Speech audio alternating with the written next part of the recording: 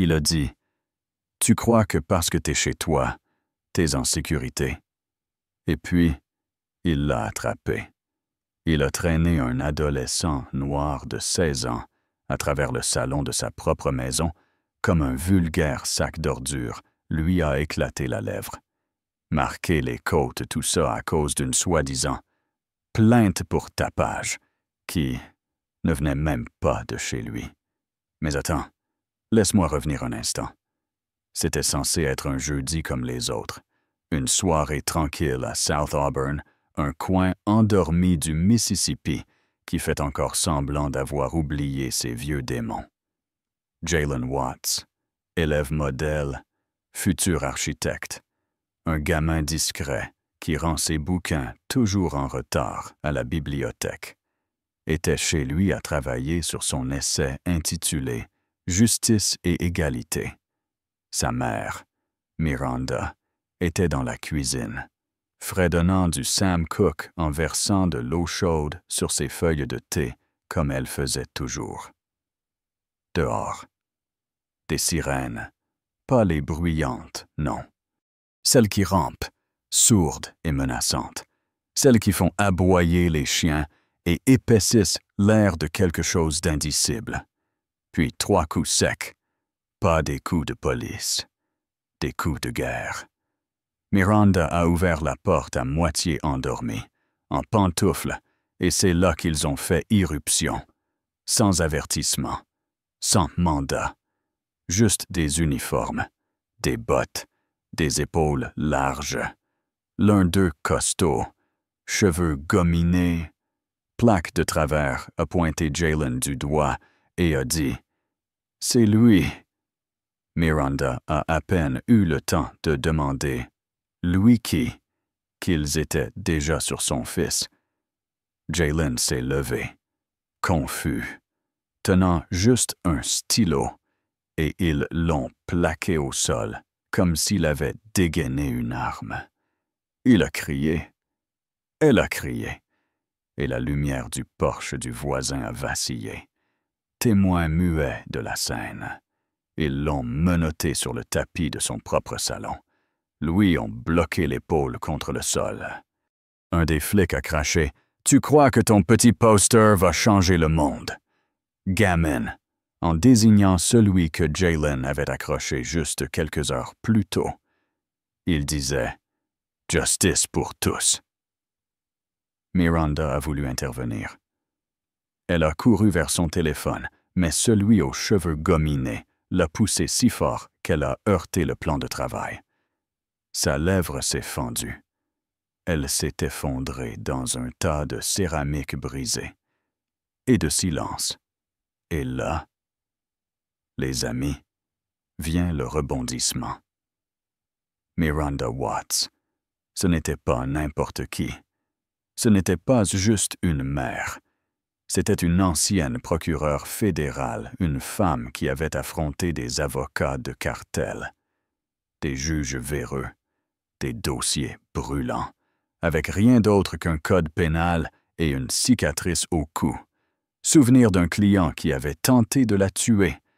Mais cette nuit-là, elle était juste une maman. Et c'est précisément ça qui la rendait 10 fois plus dangereuse.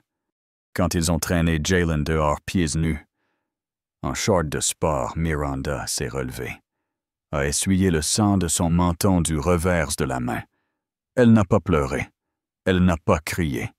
Elle a simplement regardé l'un des policiers droit dans les yeux et a murmuré « Vous venez de faire la pire erreur de votre vie. » Ils s'en fichaient. Ils ont rigolé. Ils rigolent toujours jusqu'à ce qu'ils rigolent plus. À 3h17 du matin, pendant que son fils était enfermé dans une cellule, Miranda était assise à la table de la cuisine, toujours dans sa robe ensanglantée, et elle a allumé son ordinateur. Elle a commencé avec le nom qu'elle avait vu sur la plaque du policier qui avait attrapé Jalen, puis le numéro de badge, puis les enregistrements du dispatch, puis la caméra de circulation 2 rues plus loin. En 4 heures, elle avait tout, les logs montrant qu'aucun appel n'avait été passé pour son adresse. Les enregistrements de Bodycam prouvant l'instant où ils ont coupé le son de leur micro, une vieille plainte d'un professeur noir, interpellé par le même flic 2 ans plus tôt. Et la cerise sur le gâteau, l'audio de sa propre caméra de sonnette, le son était un peu brouillé, mais on l'entendait clairement, la ferme « Petit noir ». Tu crois que la Constitution va te sauver. Au lever du jour, Miranda n'était pas juste réveillée, elle était au tribunal, et elle n'était pas seule. Le prof d'anglais de Jaylen était là, tenant l'essai imprimé, la conseillère d'orientation aussi, et son ancien assistant au parquet. À midi, l'affaire faisait la une des médias locaux, puis nationaux, puis viraux. Quand ils ont amené Jaylen au tribunal, les bras couverts de bleu, une foule bloquait les marches du palais de justice sur 3 pâtés de maison. Des pancartes, des caméras, des voix. Un gosse avait dessiné le visage de Jaylen sur une affiche, avec écrit « Il faisait juste ses devoirs ». Et c'est là que tout a basculé. Le bureau du procureur a tenté de proposer un accord, abandonner les charges contre son silence. Miranda ne les a même pas laissés finir. Elle s'est levée, a traversé la pièce et a posé sa carte professionnelle d'avocate sur la table. « Cette salle appartient aux gens comme mon fils », elle a dit. « Pas à des gens comme vous. » Et après ça, elle les a démolis. Un par un. Elle a commencé avec les vidéos de caméras corporelles, a figé l'image pile au moment où ils ont écrasé la tête de Jaylen contre le mur. On voyait sa bouche s'ouvrir pas pour crier, mais pour dire « Attends !» Puis elle a fait comparaître le supérieur des policiers, l'a forcé à admettre sous serment que Jaylen n'avait aucun casier, aucun danger, aucune provocation. Et ensuite, le son de la sonnette. Quand l'insulte raciste a résonné dans la salle, le silence s'est épaissi. Un agent de sécurité a détourné les yeux. Un juré s'est essuyé les larmes. Même le juge s'est reculé dans son siège, bouleversé. Mais Miranda n'avait pas fini. Elle a conclu avec l'essai de Jaylen. Pourquoi la justice compte? Elle l'a lu à haute voix, chaque mot, et à la dernière phrase. Sa voix s'est brisée juste 1 seconde avant de se raffermir. La justice n'est pas un système, c'est une promesse. Et quand vous la brisez, vous nous brisez tous. Silence, puis un applaudissement, puis un autre. Et alors le verdict est tombé comme la foudre. Tous les policiers impliqués renvoyés, pensions annulées, poursuites civiles engagées, enquête fédérale ouverte. Le commandant, il a démissionné en direct à la télé, le visage rouge, la voix tremblante. Il a déposé son insigne sur le pupitre, comme si elle pesait 1 tonne. Et Jaylen, il n'a pas dit grand-chose ce jour-là. Mais en sortant du tribunal tête haute, regard droit, quelqu'un lui a tendu son essai, avec une nouvelle note. En bas, pas de l'école, du peuple, un seul mot. Écrit en noir, vérité. Miranda l'a pris dans ses bras et en descendant les marches du tribunal, le ciel s'est ouvert et la pluie est tombée. Pas un orage, un nettoyage, comme si le monde essayait, pour une fois, de se laver les mains du sang versé.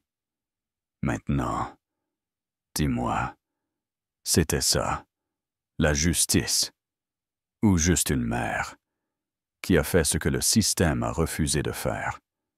Parce que voilà, le fond du problème, ils n'ont pas vu Jaylen comme un élève, ni un fils, ni un rêveur. Ils ont vu un corps, une menace, une cible. Et Miranda, elle leur a rappelé douloureusement que les garçons noirs ne marchent jamais seuls, pas quand leurs mères connaissent la loi, pas quand la vérité hurle plus fort que leur sirène, pas quand le monde entier regarde. Alors parlons-en. Est-ce que Miranda a eu raison de riposter au sens propre comme au figuré? Que les renvois suffisent.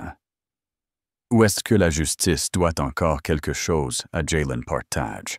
Ton avis en commentaire et montre au monde où tu te tiens. Parce que cette fois, c'est le silence qui est criminel.